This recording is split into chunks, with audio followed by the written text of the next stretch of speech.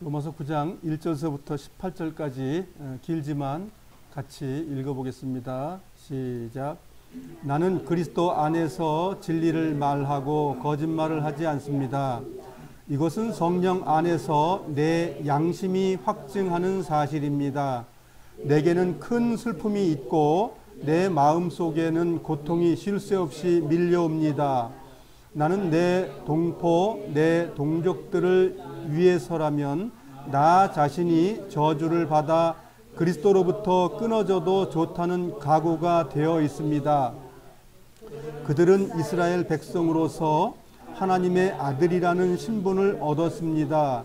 그들에게는 하나님의 영광이 있고 하나님과 맺은 언약이 있고 율법과 성전 예배와 약속들이 있습니다.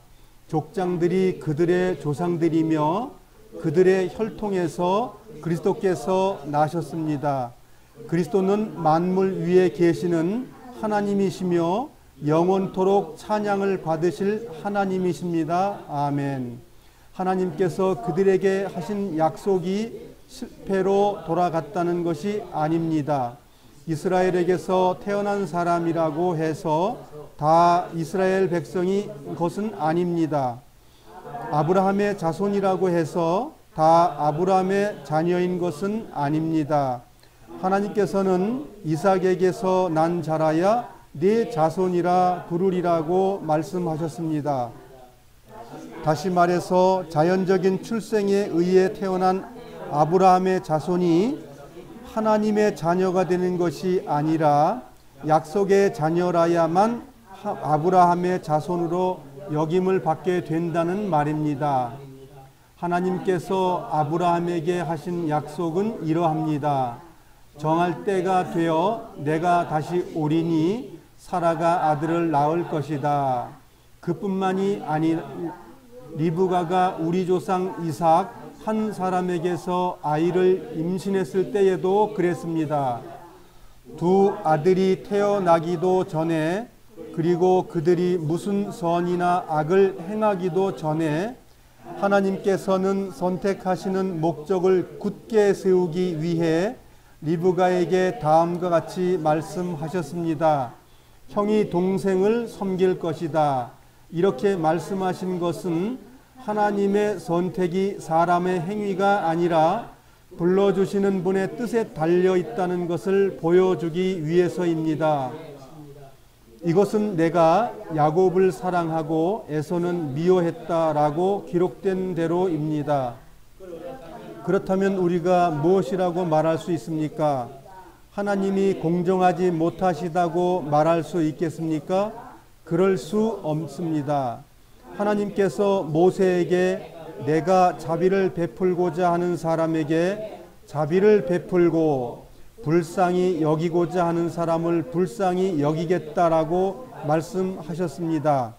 그러므로 모든 것이 사람의 요구나 노력에 달려 있는 것이 아니라 하나님의 자비에 달려 있는 것입니다. 이런 이유로 하나님께서는 바로에게 내가 너를 왕으로 세운 것은 너를 통해 내 능력을 나타내고 내 이름을 온 땅에 두루 전하기 위함이다 라고 말씀하셨던 것입니다. 그러므로 하나님께서는 그분의 뜻대로 어떤 사람에게는 자비를 베푸시고 또 어떤 사람은 완고하게도 만드십니다.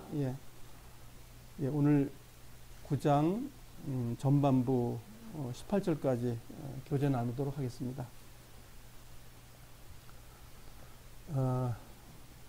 이 로마서를 많은 분들이 말할 때 8장까지는 아주 좋은 교리입니다. 구원의 메시지입니다. 이렇게 말을 많이 하지요. 그런데 성경은 그렇게 9장, 10장, 11장이 무슨 삽입구절이라는 그런 개념이 아니고 정말 필요해서 주신 말씀인데 그것을 과연 누가 그걸 옆으로 살짝 비켜가게 할까요? 사탄의 역사죠. 그러니까 하나님의 말씀을 있는 그대로 받아들일 수 있는 힘을 사탄은 살짝 와서 바꿔주는 거죠. 근데 그것이 많은 사람이 그걸 옹호하면 맞다고 그래요. 그러니까 사람의 다수가 옳다고 그러면 많은 사람들은 옳은 걸로 가는데 성경은 그렇게 되어 있지 않습니다. 지구 땅 또는 모든 사람이 아니라고 해도 하나님 말씀이 아니라고 그러면 아닌 것이고 하나님 말씀이 기라고 하면 기가 되는 겁니다. 그것처럼 이 땅에 많은 이론들이 있기 때문에 참 성경이 고난받는 시대에 우리가 살고 있습니다. 아주 말씀의 충만이 너무 커가지고 하나님 말씀에 위에 군림하는 많은 말씀들을 사람들이 좋아하더라 이거예요. 근데 그 군림하는 내용들을 뜯어보면 무슨 내용들이 있냐 하면 예수 믿는 복 받고 좋은 데 간다. 뭐 그런 내용입니다. 기복을 바탕으로 해서 그런 많은 이론들이 나왔는데 성경은 자르고 쪼개고 주님을 쫓아가는 것은 넓은 문이 아니고 좁은 문이라고 주님은 말씀하셨습니다. 그래서 우리도 오늘 좁은 문으로 들어가는 것이 무엇인지 좀 아는 시간 되기를 바랍니다. 그래서 오늘 칠판에 적은 것 한번 보고 본문으로 돌아가도록 하겠습니다. 로마서 길게 우리가 왔습니다. 제일 처음에 했던 것이 죄를 로마서에 다뤘습니다. 죄가 무엇이냐 했는데 죄를 뭐 때문에 죄가 형성이 됐죠? 법 때문에 죄가 만들어진 거예요.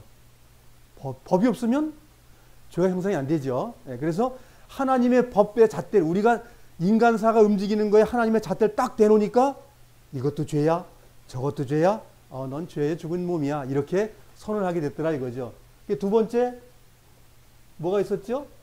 죄에서 구원 십자가 사건을 통해서 죄가 해결됐다 이렇게 선언했어요. 그럼 해결만 되면 다 끝난 것이다 이렇게 보통 말하는 것이 세대주의 구원파주의예요. 그런데 아니다. 이 구원은 거룩한 삶을 통해서만이 2-가 되는 거죠. 2-1이 되는 거죠. 같은 거예요. 구원은 성화가 있지 않으면 구원은 아니다. 이렇게 지금 바울은 말하고 있는 거예요. 근데 우리는 구원은 다른 것이고 성화도 다른 것이야. 구원 받았지만 성화 못하고 죽어도 천국 가는 거고 성화가 되는 사람만 가는 건 아니야. 이건 무슨 복음이죠? 이건 가짜 복음이에요. 그것이 만일 진짜라 그러면 요건 빼버려야죠. 요건 지워버려야 되는 거예요. 이렇게. 근데 바울은 이걸 당당하게 제시하고 있는 거예요. 이걸 다시 한번 또 뒤에서 또 힘줘서 말하고 있다고요. 근데 그걸 우리가 버리고 살아야 돼요? 그러면 하나님이 만들어 놓는 저주 쪽에 들어가야 되는 거죠. 그래서 성화가 세 번째라 그러면 네 번째가 이제 그 이스라엘의 선민을 설명하는 것이 네 번째입니다. 그러면 선민만 설명하기 위해서 지금 9장, 10장, 11장이 있느냐면 아니요. 선민과 이방인일 예정이 되어 있다는 거예요. 예정이 된 거예요. 하나님 앞에. 예정된 사람들이 싸우고 있더라. 그 싸움이 하나님의 아들 예수 그리스도를 통해서 하나가 돼가지고 화목되는 걸 좀 보여주는 거예요. 그래서 그 중에 화목된 것 중에서 이스라엘 선민에 대한 내용을 오늘 하고 있는 거예요. 선민이 뭐냐? 그러면 육신적으로 선택된 유대인만 그러면 선민이냐? 아니라고 말하는 거예요. 바울은 이방인 중에서도 그리스도를 통해서 선민이 만들어지더라. 그 얘기하고 있어요. 그걸 얼마나 아름답게 논증을 하는지 우리가 9장, 10장, 11장을 통해서 이 또한 복음을 우리가 접하게 되는 거예요. 유대인만 선민이 아니고 이방인도 선민이다. 어떻게 하면 예수 그리스도를 통해서 그래 된다고 말하고 있어요. 얼마나 아름다운 말이지. 말하자면 시로 따지면 서정시입니다. 예? 아름다운 시기예요, 이거는. 그래서 유대인이라는 기차와 이방이라는 기차 하나님이 만든 거예요. 하나님께서. 그렇다고 이방인은 저주, 유대인은 복 이런 거는 성경에서 허락 안 해놨어요. 선택은 했지만 그 하나님의 룰대로 가야 천국. 이방인도 하나님의 룰대로 가야 천국. 자기 길로 가면 사망. 이걸 예정해 놨다는 겁니다. 바울의 변증론은 그거예요. 유대인이 우월하고 이방인은 우월하지 못하다. 그렇게 말하는 게 아니라는 거예요. 그러니까 이방인의 사도로서 이제 얼만큼 마음에 고통이 있다는 걸 이제 설명을 하죠. 자기 간증을 합니다. 자, 우리가 1절에서 5절은 사도 바울의 간증입니다. 무슨 간증을 했죠? 내 동족을 위해서는 큰 고통이 있다. 내가 그리스도에서 떨어지고 쫓겨난 즉 지옥에 가는 있어도 내 백성, 선택된 그 백성들이 정말 선택이 돼가지고 하나님의 백성이 되길 원한다. 그 말이에요. 그 선택됐기 때문에 무조건 되고 하나님 백성이다. 지금 그 누가 그렇게 말하죠? 요즘에 새로운 우리나라에도 들어왔죠? 무슨 종파가 하나 생겼습니까? 메시아닉주라는 그 종파가 하나 생겼죠? 예, 메시아닉주는 그냥 그것만 주장해요. 아, 유대인인마, 유대인. 제3성전도 짓고요, 어쩌고 저쩌고요.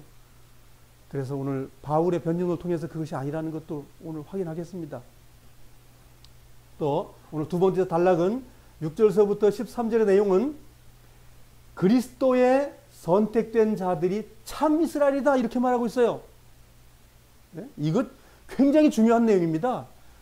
구원의 의가 다 이루어졌다 하더라도 이러한 것을 우리에게 주시고 있다는 거예요. 바울을 통해서.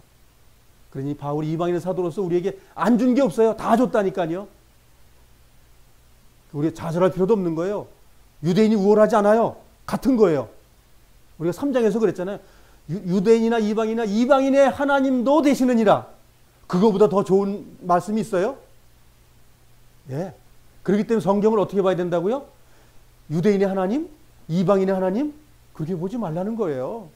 왜? 하나님은 인간을 사랑하시기 때문에, 인간을 창조하시기 때문에 그래요. 그래서 요 참자가 붙어 있어요. 참 이스라엘. 자, 이스라엘이라는 말하고 이스라엘의 본 뜻이 뭔지를 아시죠? 하나님과 겨뤄서 어떻게 했다고요? 이겨먹었다. 아니, 하나님하고 우리가 싸워서 이길 수 있는 방법이 있을까요? 네? 있다는 겁니다. 예수님을 십자가에 못 박으면 하나님을 이기는 거예요, 우리가. 그걸 얘기하는 거예요. 그 야곱이 야복 강가에서 하나님의 천사와 싸움하면서 천사라고 하나님을 얘기하는 거예요. 하나님 스스로 있는 자가 싸움꾼으로 왔으니까 육신을 입고 오신 거예요. 그러면 예수님이라는 뜻이에요, 그게. 예, 예수님의 몸이에요. 십자가 달려 죽기 전에 그 몸이에요. 싸움을 했는데 하나님이 어떻게 질 수가 있어요? 이기지. 그래가지고 환도뼈를 부러뜨렸는데 환도뼈가 뭐지요? 넓적다리 뼈요? 이렇게 저는 거? 그런 의미가 아니고 생식기를 부숴버렸다. 그 말이에요. 절름발이가 사람이 남자가 생식을 해야 되는데 생식기를 부숴버리니까 뭐예요? 절름발이가 됐다. 그건 유대인의 격언이에요. 우리도 어떤 말을 할 때 비유적으로 말을 하잖아요. 그 말입니다. 네? 그래서 유대인의 사고를 모르면 안 되는 거예요. 그렇게 해서 이스라엘이라는 이름이 주어진 건 이스라엘은 이건 칭호가 되는 거예요. 칭호. 이스라엘의 이름이 뭐예요? 야곱이에요. 그냥 야곱. 야곱이 이름이에요. 그냥 야곱인데 야곱이 무슨 능력이냐면 이스라엘 능력을 뒤집어 쓴 거예요. 우리도 야곱인데 육체적인 사람인데 주님과 싸워가지고 뭐가 되는 거죠? 이스라엘이 되는 거예요. 이거를 굳이 저기 유대 베들레헴 땅에 있는 그 이스라엘 백성을 얘기하지 말자 이거예요. 왜? 성경은 그 나라의 말만 얘기하는 게 아니기 때문에 많은 사람들이 거기에 초점 맞춰가지고 제3성전이 만들어진대요. 적그리스도가 나타난대요. 그 소설 때문에 많은 사람들이 진리에서 벗어나는 거예요. 이 성경을 자세히 배우면 거짓이 사라집니다. 소설이 끝이 납니다. 그런데 그래도 너무 많이 들어가지고 그래도 하고 있는 거예요. 그러면 사도 바울이 말하는 것은 버려야 돼요. 그것을 우리가 동의하려면. 그래서 참 이스라엘 사람이라고 말할 때 여기 누가 들어가는 거예요? 그리스도를 통해서 이방인이든 유대인이든 참 이스라엘이 되는 거예요. 하나님 목적이라는 거예요. 목적 이게. 이렇게 중요한 말씀이 여기 들어있어요. 그리고 우리가 14절하고 18절에 보면 하나님의 긍휼을 주권적이다. 하나님이 하신다. 그게 사람들이 오해하는 거예요. 하나님께서 똥 푸는 그릇 만들고 금그릇 만들었다. 그러니까 하나님이 나쁘다라는 말이 잘못 들으면 나쁜 거예요. 왜? 아, 나 왜 좋은 거 안 만들고 왜 나쁜 거 만들었어? 그런 말이거든. 그럼 에덴 동산에서 선악과 만들지 말아야 된다는 말하고 똑같은 거예요. 하나님의 주권을 우리가 흔든다는 말이에요. 흔들지 말자는 거예요. 바울 이야기는. 감히 너희들이 하나님 흔들어? 그 말이에요. 모든 걸 다 해놨는데 뭐가 부족하다고 말하냐? 그 말이지. 어? 바울이 말하는 것은 야, 똥그릇 만들었으니까는 서운해하지 마. 그런 의미의 말이 아니에요. 이방인이기 때문에 서로 하지 말라는 거고 유대인이기 때문에 자만하지 말라는 거 말하는 거예요. 이걸 이해를 못 해가지고 하나님을 나쁜 하나님 만드는 거예요. 그러면서 그래요. 아, 저 나쁜 놈 보라고 애굽에서 저거 이스라엘 못 살고 있는 놈도 하나님이 저거 만드는 거라고 그렇게 생각한다니까요. 그렇잖아요. 그 말이 아니고 애굽의 이집트 왕은 이스라엘 백성이 자기가 치려하는 나라에 얼마나 큰 일을 잘하고 막 일도 잘하고 빌딩도 많이 짓고 막 그 탑도 많이 쌓아놓는데 그걸 내보내면 어떻게 돼요? 자기 왕권이 무너지는데 그걸 어떻게 놔주냐고요. 그걸 갖다 성경에서는 완악하다. 이스라엘 백성을 내놓지 않는 왕이 됐다. 그렇게 말하는 것 뿐이에요. 그걸 바울은 가지고 와서 하나님께서 바울을 완악하게 했기 때문에 그랬다. 이런 식으로 변증을 하는 거란 말이에요. 이거는 나쁘다라고 말하는 표현이 아니고 하나님의 이 일을 그를 통해서 이루었다 그 말이에요. 아니, 하나님이 그렇게 하면 공의롭지 않잖아요. 누구는 지옥 가게 만들고 누구는 천국 가게 만들면 그게 무슨 하나님이에요? 나쁜 하나님이죠. 그렇게 된다면 하나님은 공의의 하나님이에요. 공의롭다. 하나님은 조금도 틀린 게 없다. 조금도 치우치지 않는다. 그 말이거든요. 근데 잘못 읽어버리면 뭐예요? 야, 하나님 나쁜 그릇 만드는 하나님이고 좋은 그릇 만드는 하나님이네. 선택이라는 부분이고 예정이라는 부분이에요. 예정. 말하자면 이제 좀 이따 보겠지만 이제 모세 이야기도 나왔고 그 다음에 이삭의 두 아들에 대한 내용도 나왔잖아요. 그런 내용을 들어서 구약의 그 내용을 들어서 지금 변증을 하고 있는 거란 말이에요. 그러면 그 변증의 내용이 하나님은 불의하다. 그렇게 바울이 변증하고 싶어서 구약을 갖다 쓰고 있나요?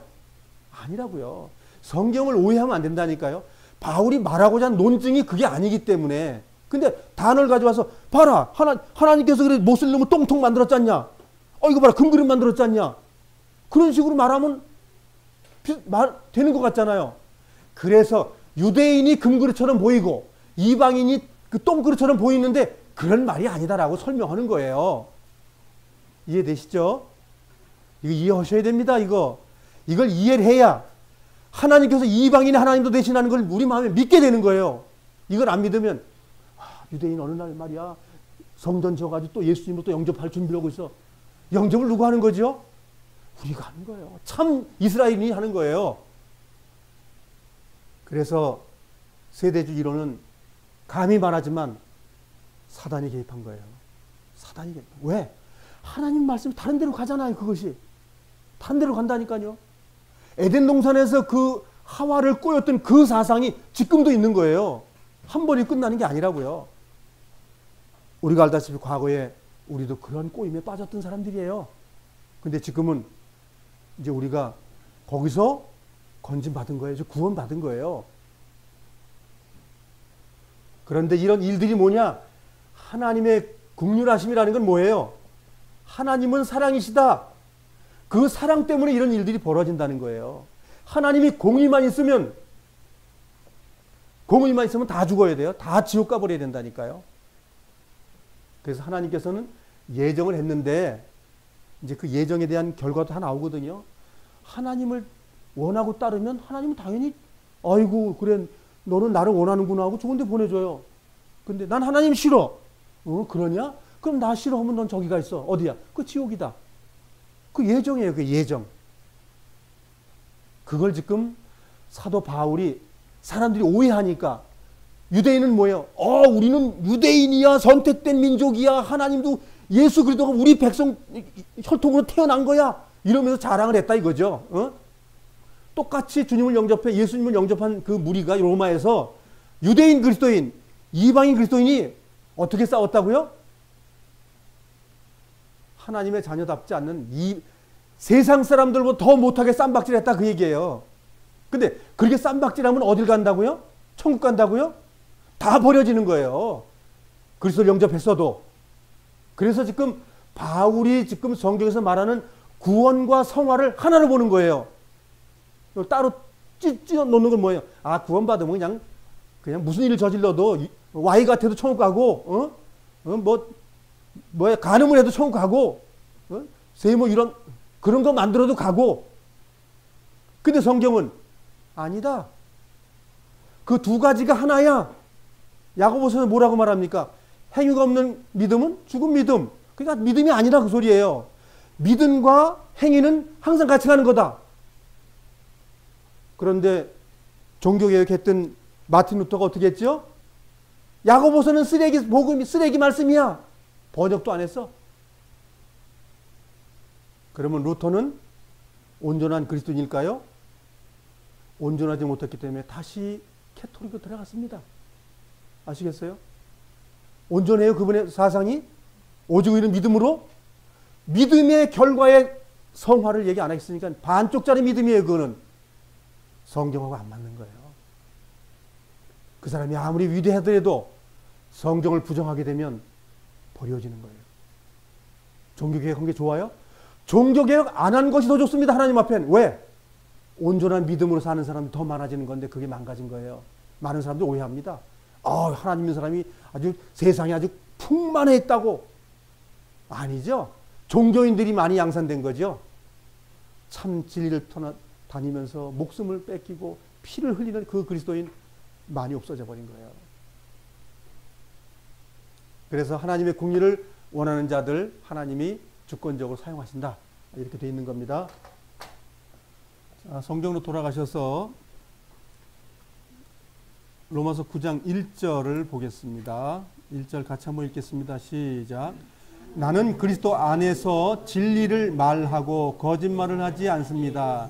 이것은 성령 안에서 내 양심이 확증하는 사실입니다. 여기 이제 바울이 이제 지금 로마에 있는 유대인 그리스도인, 이방인 그리스도인들이 말하고 있는 거잖아요. 나 정말 고통스럽다. 내 말 한번 들어볼래? 하고 자기의 고통을 말하고 있는 거예요. 그러면 지금 사도 바울이 자기네 민족을 향해서는 어떠한 사람이죠? 애국자입니다. 애국자. 애국자이고 우리나라 같은 안중근 의사 같은 분이에요. 그런데 이 사람이 지금 누구를 위해서 지금 일을 하고 있는 사람이에요? 이방인. 로마가 지금 이스라엘을 막 짓밟고 죽이고 하는 그곳에 가서 복음 전해야 되는 거예요. 그러니 하고 싶겠어요? 구약에 어떤 사람이 있죠? 요나하고 똑같은 마음입니다. 가고 싶겠어요? 당연히 안 가고 싶은 거예요. 아니, 내 백성을 저렇게 못 살게 오는 사람들한테 예수님을 증거하라고요? 구원의 복음을 전하라고요? 안 하고 싶겠죠? 우리가 만약 일제 치하에 있었다 그러면 일본 가서 아이고 만세 잘했습니다. 그럴 사람 여기 계신가요? 어떻게 하면 저 일본 놈들 망할까? 어떻게 하면 우리가 독립을 할까? 그러지 않겠습니까? 바로 그거예요. 사도 바울의 아픔이 바로 그겁니다. 내 동족은 지금 로마가 지금 이 나라를 이렇게 못 살고 죽이고 그러는데 하나님은 거기 가서 복음 전하라는 거예요. 얼마나 큰 고통이겠습니까? 사도 바울의 속에서. 정말 큰 고통인 거예요. 그렇지만 주님의 명령에 쫓아서 그리스도의 말씀을 선포하는 거예요. 그래서 이방인 그리스도인들 내 마음이 얼마나 아픈지 아냐 지금 너희들? 어? 우리가 정말 별것 아닌 게 아니라 정말 고통 가운데 있다.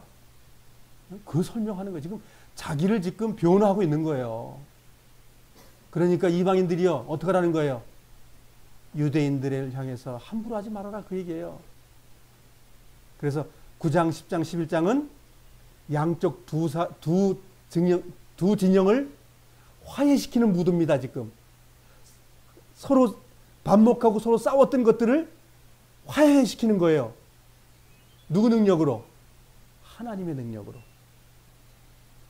우리도 마찬가지예요. 우리도 하나님의 능력으로 화합이 되어야 됩니다.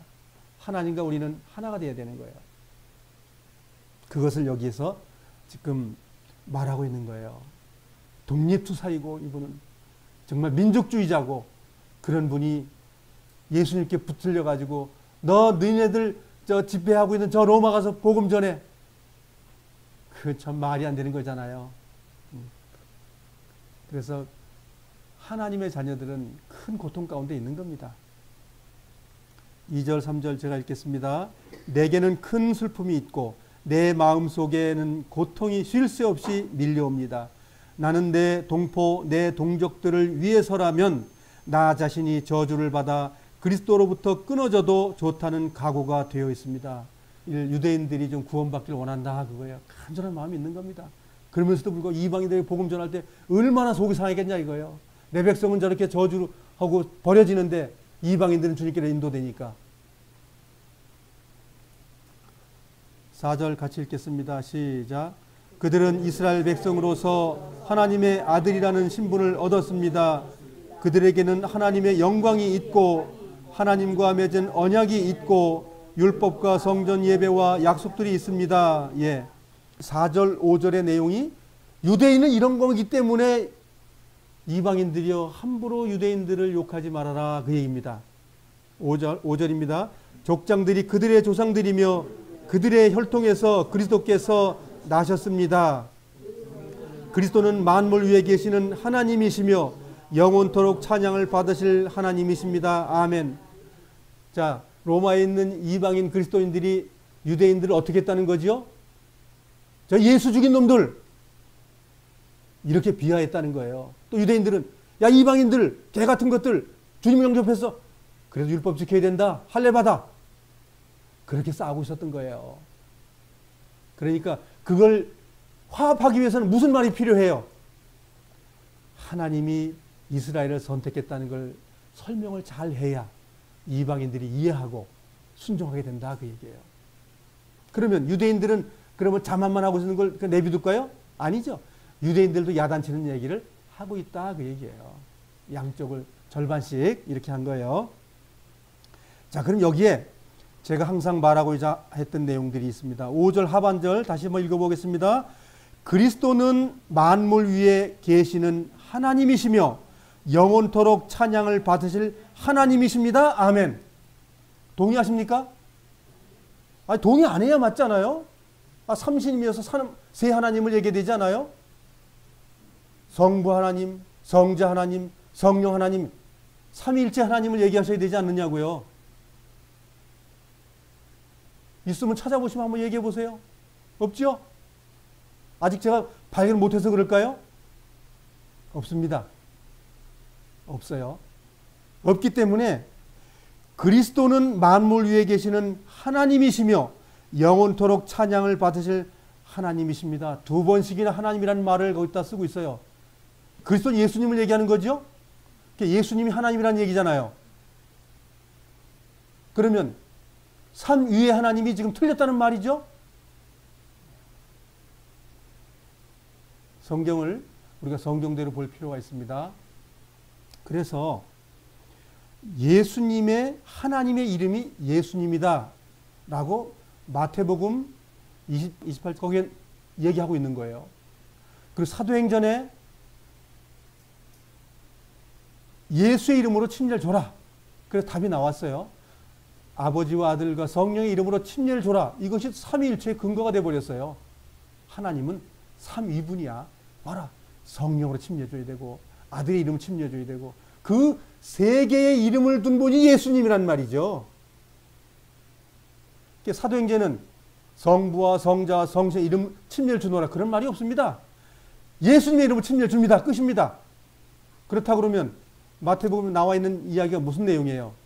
하나님의 이름이 예수님이구나. 이름이 나온 거예요. 아, 그 이름으로 기도해야 되는구나. 그 이름으로 복을 받는구나. 그 이름으로 긍휼을 받는구나. 다 되어 있는 거예요. 그렇다 그러면 성경이 이 말을 논증할 수 있는 말씀이 많이 있지 않겠습니까? 그 중에서 일부만 우리가 보도록 하겠습니다. 이게 어마어마한 많이 있지만 몇 구절만 보도록 하겠습니다. 골로새서 1장 15절로 가겠습니다. 예수님이 하나님이신 것을 지금 말씀드리는 겁니다. 제가 삼위의 하나님을 말하고 싶잖아요. 한 하나님, 한 하나님이요. 골로새서 1장 15절입니다. 신약성경 324페이지입니다. 15절, 16절, 17절 같이 읽겠습니다. 시작. 아무도 하나님을 보지 못했으나 예수님께서 하나님의 모습을 보여주셨습니다. 그리스도는 이 세상 만물보다 먼저 계신 분입니다. 그의 능력으로 하늘과 땅에 있는 모든 것과 눈에 보이는 것과 보이지 않는 것과 모든 권세와 지위, 주권, 능력이 생겨났습니다. 이 모든 것이 그리스도에 의해 창조되었으며 또 그리스도를 위해 창조되었습니다. 그리스도는 모든 것이 생기기 전에 이미 계셨으며 이 세상 모든 만물이 그분에 의해 유지되고 있습니다. 그분이 누구죠? 예수님. 이거 반론할 수 있는 분 있어요? 반론하지 마세요. 그냥 이 말씀을 순종하시고 믿으세요. 그것이 우리 신앙생활에 도움이 됩니다. 디모데전서 2장 5절로 가겠습니다. 디모데전서 2장 5절. 디모데전서 2장 5절. 삼위의 하나님은 저는 과거에 버렸습니다. 그렇게 여지껏 한 20년 동안 배웠다가 그걸 버렸어요. 아, 하나님은 한 분이시구나. 예수님 한 분.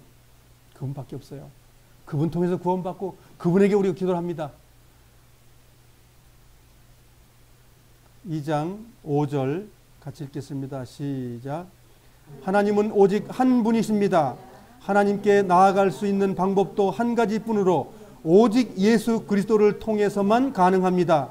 이것을 위하여 예수 그리스도께서는 사람의 몸으로 이 땅에 오셨습니다. 더 말해야 될까요? 다른 성경을 많이 보여드려야 이해될까요? 그냥 믿으세요. 예. 사람들이 하나님을 못 믿게 하기 위해서 많은 이론을 만든 겁니다. 예수님이 하나님이시네? 그 한 분이시네? 한 분이 육체를 입고 이 땅에 오셨네? 그 끝이에요. 그러면 왜 요한복음엔 그 아들이라고 그렇게 말씀하셨지? 하나님 아버지가 있고 하나님 아들이 있고. 그런데 성경은 뭐라고 되어 있죠? 아버지를 본 자는 나를 봤고 나를 본 자는 아버지를 봤고 내 안에 아버지가 계셔. 그럼 뭐예요? 그분이 그분이란 말이죠. 이스라엘 단어의 아들이라고 하는 것은 아버지라는 말을 가지고 있는 거예요. 우리는 이해를 못하니까는 내 아들이 나고 나가 아들이야? 당연히 내 아들하고 나는 다르죠. 유대인이 말하는 것은 아들인데 육신을 보고 내가 하나님이야 그 말했다 그 소리예요. 그래서 유대인들이 어떻게 했다는 거예요? 요한복음엔 그냥 돌로 쳐 죽이려고 한 거 아닙니까? 예? 왜 쳐 죽이려고 그랬다고요? 하나님인데 자기가 아들이라고 했다? 그 말이 아니라 내가 하나님이라고 말했기 때문에 죽이려고 했던 거예요. 이해가 되시죠? 요한일서로 가겠습니다. 요한일서 5장으로 가겠습니다.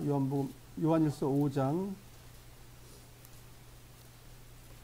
요한일서 5장 20절입니다. 오늘 제가 한 하나님을 설명을 꼭 드리고 싶어요. 오늘의 이야기도 한 하나님 때문에 일어난 것이지 예수님 때문에 일어난 게 아니에요. 한 하나님. 한 하나님이 예정하신 거예요. 이거 꼭 아셔야 된다고요. 그래서 오늘 바울이 말한 것처럼 그리스도는 하나님이셔. 하나님이셔. 사람이 아니야. 이렇게 계속 말하고 있는 거예요. 이걸 이해하지 못하면 바울이 논증하는 걸 잃어버리게 된다고요. 삼위 하나님 좀 갖다 버리면 좋겠습니다. 요한일서 5장 20절 같이 한번 읽겠습니다. 시작. 하나님의 아들이 오셔서 우리에게 깨달을 수 있는 능력을 주셨기에 이제 우리는 진리이신 하나님을 알 수 있게 되었습니다. 우리의 생명을 참되신 하나님 곧 그분의 아들 예수 그리스도 안에 있습니다. 그는 참 하나님이시며 영원한 생명이십니다. 따로 또 뭐 얘기가 필요할까요? 성부 하나님, 성자 하나님, 성령 하나님. 아니 성령 하나님은 성경에 없어요. 그렇지만 삼위의 대열에 또 올려놔요. 그건 그냥 명령이고 말이고 전달 사항인데 즉 하나의 편지일 뿐인데 편지가 하나님으로 둔갑하는 거예요. 그래서 안 됩니다. 그 말은. 그래서 바울이 이 말을 할 때에는 육신으로 오신 그분이 하나님이셨어. 그 말하는 거거든요. 이사야서로 가보겠습니다. 이사야서 9장으로 가겠습니다.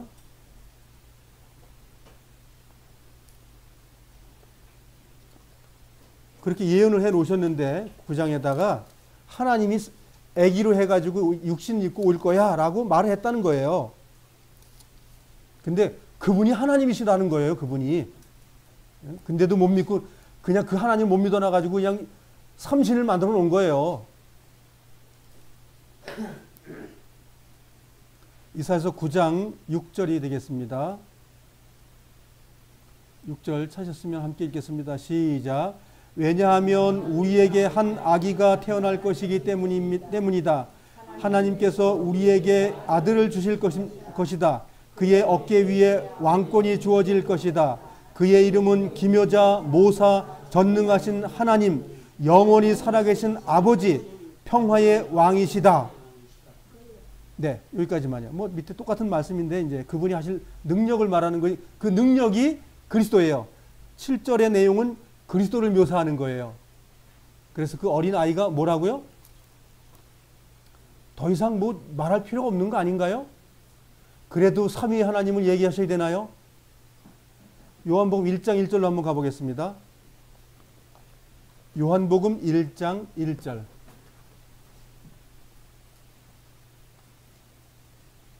(141페이지입니다) 1장 1절 같이 읽어보겠습니다. 태초에 말씀이 계셨습니다. 그 말씀은 하나님과 함께 계셨는데 그 말씀은 곧 하나님이셨습니다. 그러면 말씀이라는 분이 누구라는 거예요? 그리스도, 즉 하나님, 예수님을 얘기한다는 말이죠. 예. 요한복음 10장 33절 가겠습니다. 요한복음 10장 33절.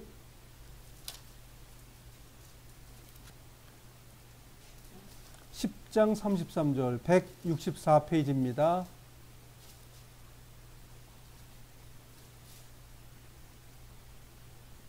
33절 찾으셨으면 함께 읽어보겠습니다. 시작.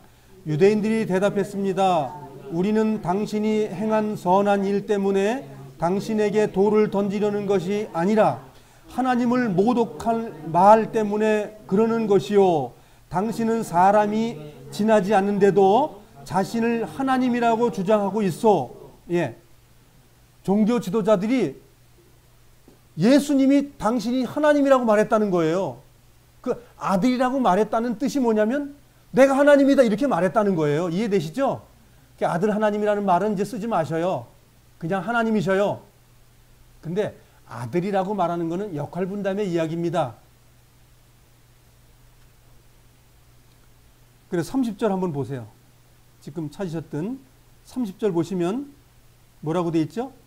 아버지와 나는, 이거 누가 말씀하신 거죠? 예수님이 육체로 오셔서 하신 말씀이요. 아버지와 나는 하나다. 우리 둘이라고 말하는 거잖아요. 성부 하나님, 성자 하나님.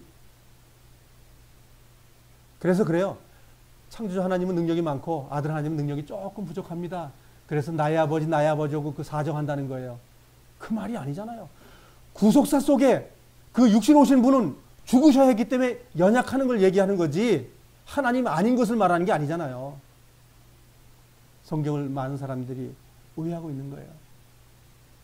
그래서 삼신 만들지 마시고 삼위의 하나님 만들지 마시고 한 하나님 만들면 구약에서부터 계시록까지가 하나가 되는 거예요. 정말 이렇게 되면 마음에 안식이 합니다. 아, 그 하나님이 끝까지 나를 지켜주신단 말이지. 그 하나님이 육체를 입고 와가지고 나를 구원해줬단 말이야. 얼마나 감사하냐 말이야 이게. 자, 본문으로 가겠습니다.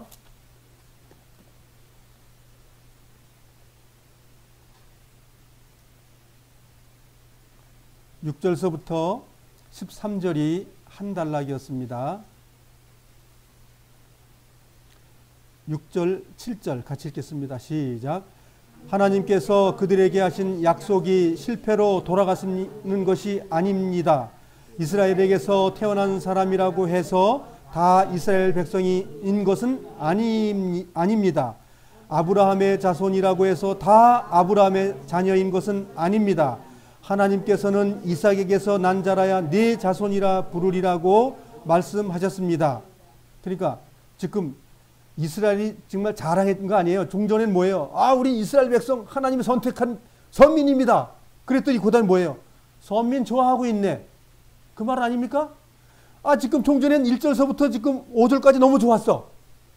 그런데 지금 여기 지금 6절서부터는 뭐야? 또 망가뜨리는 거예요. 야, 이스라엘 백성 선민이라고 까불지 마라. 그럼 뭐란 얘기예요?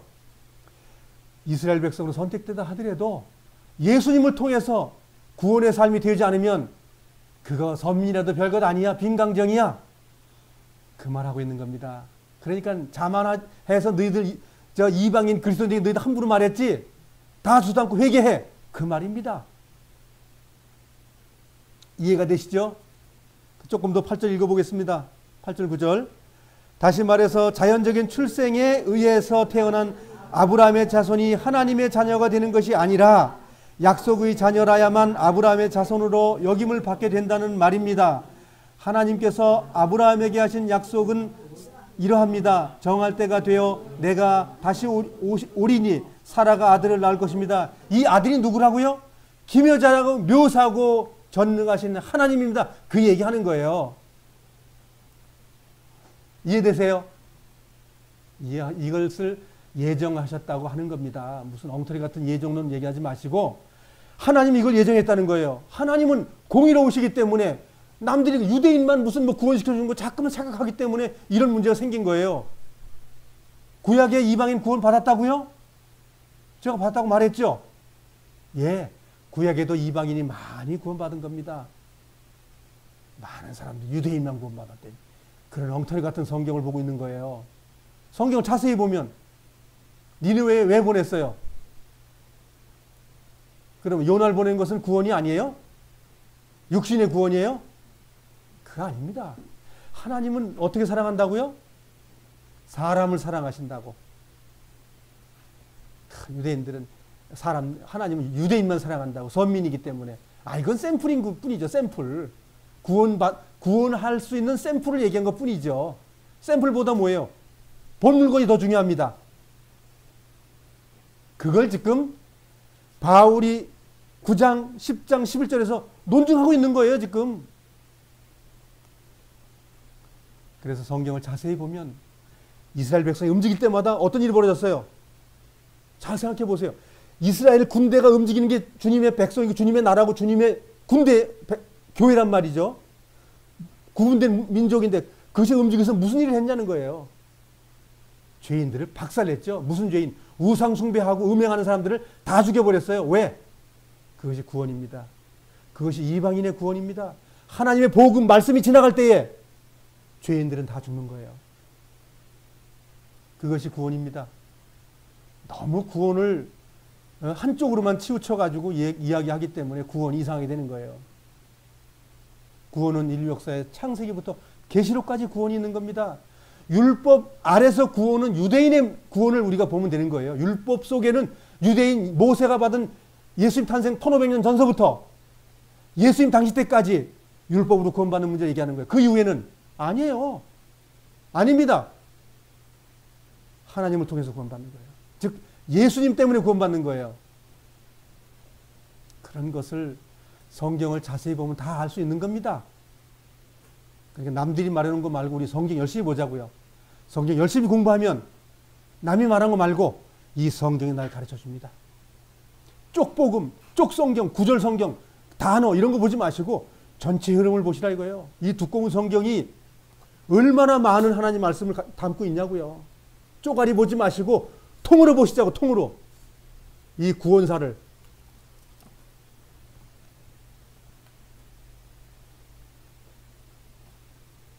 이 말씀은 구약의 창세기 18장에 사도 바울께서 인용한 거예요. 인용문이란 말이죠. 자, 10절, 11절, 12절까지 같이 한번 읽어보겠습니다. 그뿐만이 아니라 리브가가 우리 조상 이삭 한 사람에게서 아이를 임신했을 때에도 그랬습니다. 두 아들이 태어나기도 전에 그리고 그들이 무슨 선이나 악을 행하기도 전에 하나님께서는 선택하시는 목적을 굳게 세우기 위해 리브가에게 다음과 같이 말씀하셨습니다. 형이 동생을 섬길 것이다. 이렇게 말씀하신 것은 하나님의 선택이 사람의 행위가 아니라 불러주시는 분의 뜻에 달려있다는 것을 보여주기 위해서입니다. 13절, 이것은 내가 야곱을 사랑하고 에서를 미워했다라고 기록된 대로입니다. 자, 그러면 하나님께서 사람이 태어났는데 저놈은 미운 놈이야 이렇게 정했다는 말이에요. 이 말의 의미는 저놈은 나를 잘할 놈이니까 저는 좋은 놈이야 이렇게 했다는 거예요. 바울이 그렇게 말하면 바울의 수가 아주 하수지요. 예?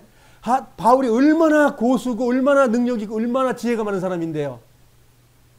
아담만큼 지혜로운 사람입니다. 여기서 말하고자 하는 논증이 뭡니까? 주님을 바라고 원하면 주님께서 다 원하고 지금 받아들인다고 했는데 그걸 무시하는 거예요? 그 성경을? 아닙니다. 그가 그렇게 살 걸 하나님이 아셨다는 거예요. 예지를 아셨다니, 예지 능력이시라는 거예요, 하나님의. 그런데 자, 하나님께서 죄질 놈 저 만들어 놓고 의롭게 살 놈 만들어 놨다. 그건 하나님을 모르는 거죠.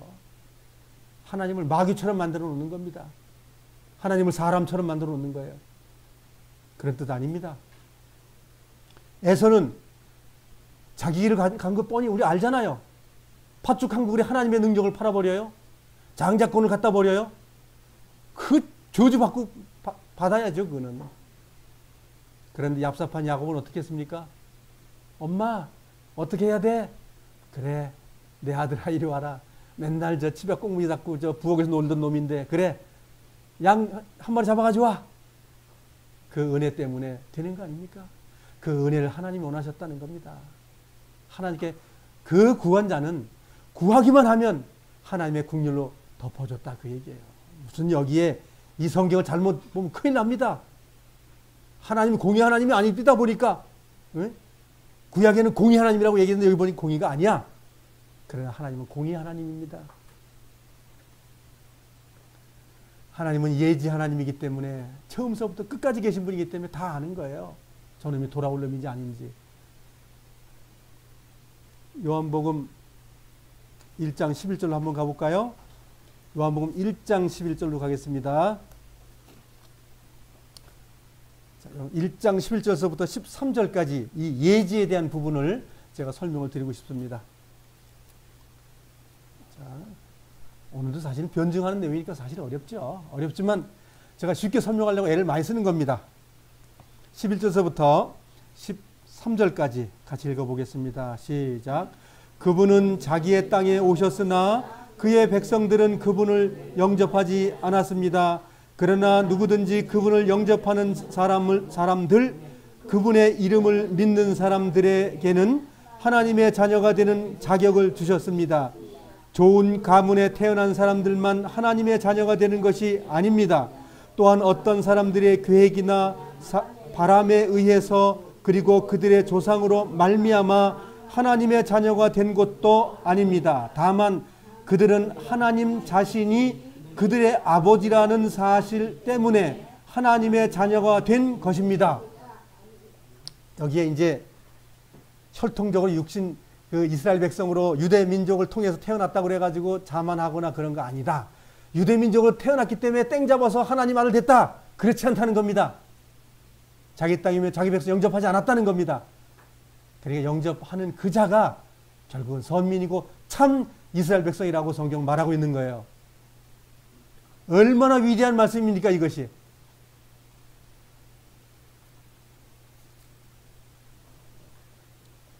그래서 그냥 미워했다는 것이 아니고 그가 그러한 미움받는 생활로 갔기 때문에 주님께서는 미워진 그 결과가 예정된 대로 결국 벌어졌다 그 얘기예요. 얼마나 아름다운 말씀입니까? 정말 그리스도를 나의 구주, 나의 주님이라고 고백하는 그 그리스도인들. 그거 되라고 바울은 말하고 있는 거예요. 그런데 유대인 너 그러면 돼. 이방인 할례 받아. 그 말을 하면 안 된다고 그렇게 얘기하는 거잖아요. 화해. 정말 화해하는 거예요. 14절 15절 같이 읽겠습니다. 시작. 그렇다면 우리가 무엇이라고 말할 수 있겠습니까? 하나님이 공정하지 못하시다고 말할 수 있겠습니까? 그럴 수 없습니다. 하나님께서 모세에게 내가 자비를 베풀고자 하는 사람에게 자비를 베풀고 불쌍히 여기고자 하는 사람을 불쌍히 여기겠다라고 말씀하셨습니다. 아까 요 말해놓고 나서 이제 답을 주는 거죠. 아까 지금 요한복음 1장 11절 말씀이나 지금 요 15절에 은혜를 베풀고자 하는 거 불쌍히 여기고자 하는 것은 하나님 하시겠다. 그렇잖아요. 그 똑같은 말씀이에요. 오해하지 말라는 거지. 내가 지금 말하고 있는 걸 오해하지 마. 유대인 이방인 만들었다고 해서 뭐 나쁜 거 아니야. 그 오해하지 말라는 겁니다. 뭐 어떤 것이 중요하다고요? 주님을 원하고 바라는 것만 중요하다. 그래서 주님을 원치 않으면 선택이 됐든 이방이 됐든 똑같이 버려진다. 그 말하고 있는 거예요. 본전이다 그 얘기예요. 유대인도 본전, 이방인도 본전. 하나님은 이방인도 하나님도 되시느니라. 그 끝이라는 거예요. 이 말씀은 출애굽기 30장에 나와서 하신 말씀 인용해서 쓰신 거예요. 구약을 모르면 이런 거 이해 못하는 거죠. 자, 16절로 가겠습니다. 16절서부터 마지막 절까지 같이 한번 읽어보겠습니다. 시작. 그러므로 모든 것이 사람의 요구나 노력에 달려있는 것이 아니라 하나님의 자비에 달려있는 것입니다. 이런 이유로 하나님께서는 바라오에게 내가 너를 왕으로 세운 것은 너를 통해 내 능력을 나타내고 내 이름을 온 땅에 두루 전하기 위함이다 라고 말씀하셨던 것입니다. 그러므로 하나님께서는 그분의 뜻대로 어떤 사람에게는 자비를 베푸시고 어떤 사람은 완고하게도 만드십니다. 자, 이제 여기서 나쁘게 했다는 것이 목적이에요. 지금 15절에 모든 사람을 그 주님을 요구하고 했을 때 하나님께서 자비를 준다. 에? 그것이 목적해 놓고 나서 말한 거니까 뭐예요? 아, 저 파라오가 하나님을 원치 않는 생활을 했구나. 그것이 답입니다. 성경을 단락으로 봐야지, 문맥으로 봐야지 단어나 그 절로 보면 안 되는 거예요. 그래서 성경을 자세히 읽어보면 문맥을 앞뒤를 맞춰봐야 되는 거예요. 바울이 이 말하고 위해서 그랬구나. 파라오가 선택받은 거긴 하지만 나쁘게 선택받은 그 이유는 뭐냐면 그놈이 그렇게 살았다는 겁니다. 왜? 자기의 왕권을 내리기가 어려웠다는 거죠. 그런데 이스라엘 백성이 다 나가고 나서 어떻게 했다고요? 바로 왕조가 다른 왕조가 일어나가지고 그 왕족을 다 말살시켜버렸어요. 그러면 그걸 유추해 봤을 때 그 파라오가 유대인을 내보내고 싶겠습니까? 자기 왕권이 무너지는데? 그러니까 성경을 보면 그걸 이해하게 되면 저게 완악했구나. 유대인 안 보내려고 이제 작정을 했구나. 그걸 우리가 알 수 있는 거예요. 성경은 1600년 동안 기록된 하나님의 말씀이에요. 그러니까 우리가 쉽게 접근할 수는 없어요. 그렇더라도 남이 말한 거에 너무 현혹되지 마세요. 그 성경은 내가 눈으로 보고 주님의 감동, 주님의 성령을 통해서 내가 인지하라는 겁니다. 남이 말 많이 듣지 마세요. 혹시 제가 말한 것들에도 성경이 없는 거라면 듣지 마시고.